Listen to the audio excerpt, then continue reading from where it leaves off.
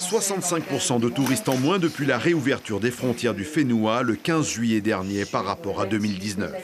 Pour autant, les professionnels tahitiens du tourisme reconnaissent que la Polynésie ne s'en sort pas si mal par rapport aux autres destinations balnéaires internationales qui pour la plupart sont fermées.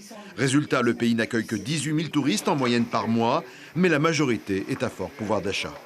On voit effectivement une évolution de la typologie des voyageurs. D'abord, des voyageurs à haut revenu aussi, c'est-à-dire que ceux qui ont les moyens de voyager aujourd'hui cherchent des destinations qui soient ouvertes.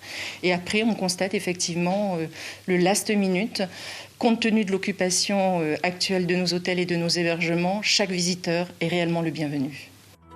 Relance des campagnes publicitaires, rencontres avec les tours opérateurs, demandes financières auprès des pouvoirs publics, bref, les professionnels polynésiens du tourisme multiplient ces jours-ci à Paris les rendez-vous pour vendre la destination Tahiti et sauver la filière du tourisme au Fénois, une filière capitale pour l'avenir économique du territoire.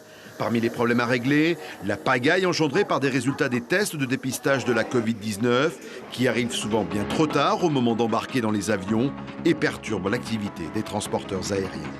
Le président et la ministre sont très sensibilisés à ce problème de test qui fait qu'effectivement, à chaque vol, alors il n'y a pas de pénalité, mais on reprotège. Les passagers, s'ils ne peuvent pas embarquer parce qu'ils n'ont pas leur test, on les reprotège sur le vol suivant sans frais. Et comme on a mis quand même pas mal de fréquences sur Tahiti, bon, c'est souvent des décalages de 2-3 jours, mais c'est vrai que c'est pénalisant.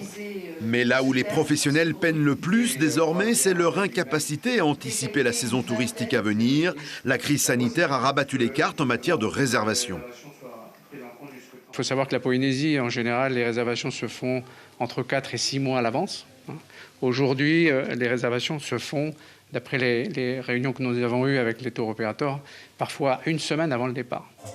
À 2 mois des vacances de Noël et à 6 mois du début de la haute saison touristique sur le Fénois, professionnels et autorités locales croisent les doigts pour que la crise sanitaire en Hexagone ne perturbe pas plus la filière touristique polynésienne, déjà fortement ébranlée par le manque de touristes métropolitains.